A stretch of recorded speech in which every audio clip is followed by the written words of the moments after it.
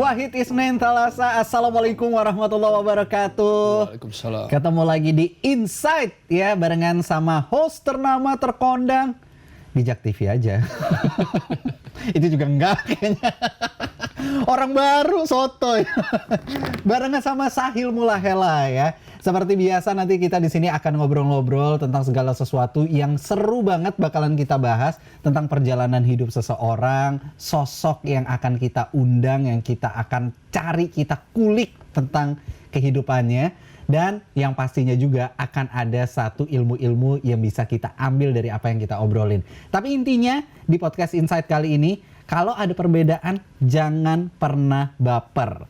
Buka mata, buka hati, buka pikiran, karena ilmu akan masuk kalau kita membuka mata, buka hati, dan juga pikiran ya. Nah, senang banget hari ini kita kedatangan di studionya Jak TV di podcast Insight. Kita kedatangan salah satu vokalis band ternama Indonesia. Wih, Umar Takeda. Assalamualaikum. Waalaikumsalam. Sehat antum? Alhamdulillah. Antum sehat ya? Alhamdulillah. Gila, kita lama banget nggak ketemu ya? 10 tahun. 10 tahun deh. Terakhir ketemu di radio kan ya? Di radio. Pas- Waktu itu terkenal kan?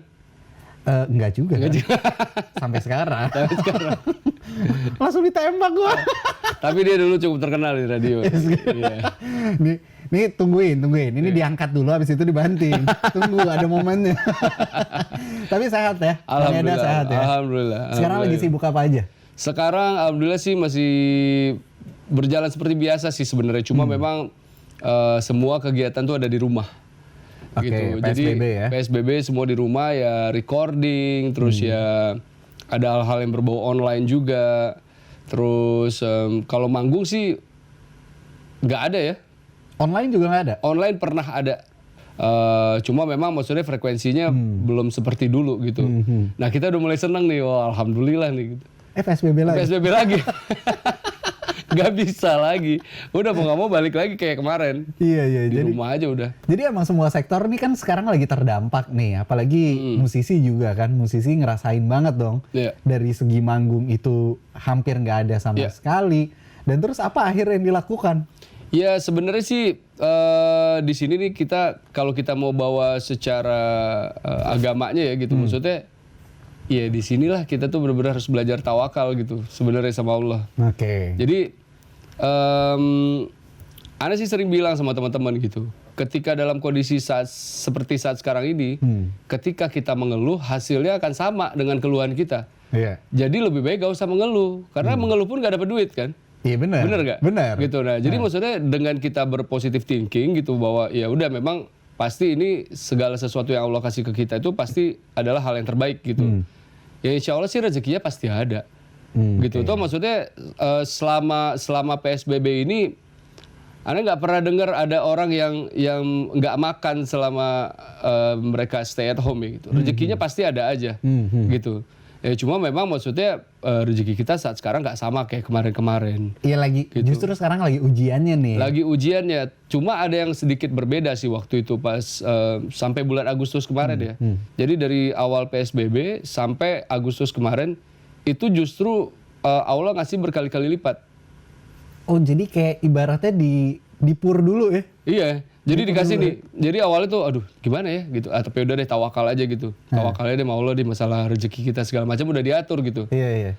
Dan itu pas banget kan mau bulan puasa. Gitu. Itu jadwal bulan puasa tuh udah full sebenarnya. Oke. Sehari itu kan kalau bulan puasa biasanya kita bisa 2-3 kali manggung ya.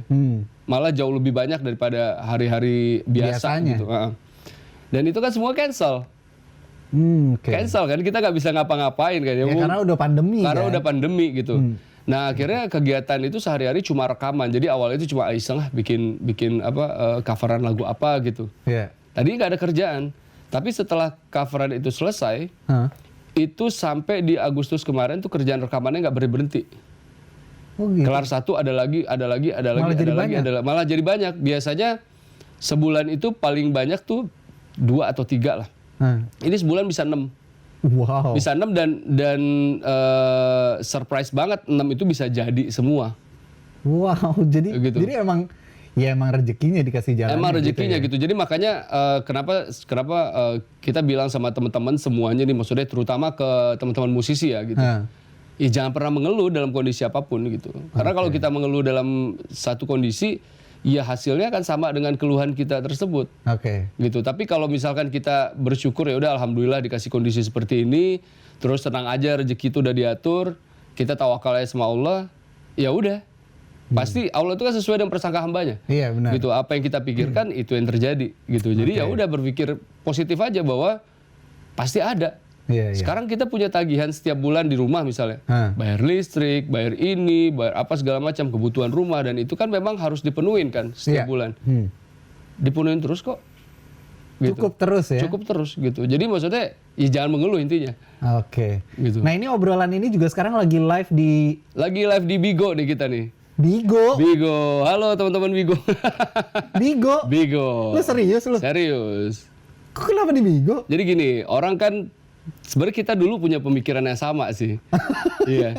Bigo ngapain gue main Bigo? Gitu kan. Gue kaget. Kita nih udah mikirnya itu udah negatif kan terhadap Bigo kan. Cuma sekarang gini. Kalau kita tahu di depan mata kita nih ada satu hal yang jelek nih. Nggak pas. Ya, let's say kayak gitu hal negatif ya. Terus kita biarkan. Yang dosa siapa? Ya kita. Ya udah. Jadi ente ngapain di Bigo? Jadi Anda masuk ke Bigo untuk memberikan hal-hal positif ke teman-teman semuanya gitu. Jadi sedemikian banyak hal negatif di dalam Bigo gitu. Kalau kita tidak memberikan hal positif, paling tidak kita ngebalance itu ya dosanya dosa kita karena kita tahu ada satu aplikasi yang isinya banyak hal negatif tapi kita biarkan. Oke. Gitu. Sama halnya dengan misalkan gini. Kita punya teman kita ini nggak sholat nih, ya kan? Terus udah gitu kita bilang sama dia, lu sholat kagak, apa kagak. Iya sekarang kita jangan nyalain dia nggak sholat. Yang kita salahin ya kita nggak ngajak dia. Gitu. Dia nggak sholat bukan karena apa-apa, kita nggak ngajak dia sholat. Nah sama hal dengan yang ada di Bigo gitu. Jadi kalau misalkan di Bigo nih banyak hal negatif nih, gitu. Kita tahu nih di Bigo ada hal negatif. Tapi sementara kita nih selalu berbau positif. Tapi kita tidak masuk ke dalam itu untuk mengajak teman-teman untuk ke hal positif. Yang salah siapa? Ya kita. Ya udah, as simple as that. Wah benar juga. Gitu. Jadi kenapa ini kan ramai nih teman-teman yang ada di Bigo rata-rata sih mereka udah pada tahu nih gitu bahwa konten-konten yang kita bikin jadi kan kita punya namanya family dan segala macam di dalam Bigo ini. Nah family kita itu punya apa namanya punya rules gitu. Jadi rulesnya itu semuanya harus positif. Jadi kalau misalkan ada yang negatif di Bigo di family kita, kita pasti akan kasih SP1 gitu. Oh, kayak kantor ya? Kayak kantor. Jadi kalau misalkan dia bikin lagi, dia kita kick. Jadi di kita nih semuanya udah harus berbau positif. Jadi pertama kita kasih peringatan supaya jangan kasih hal-hal negatif lagi. Nah, yang kedua kalau nggak denger juga ya udah silakan keluar dari kita.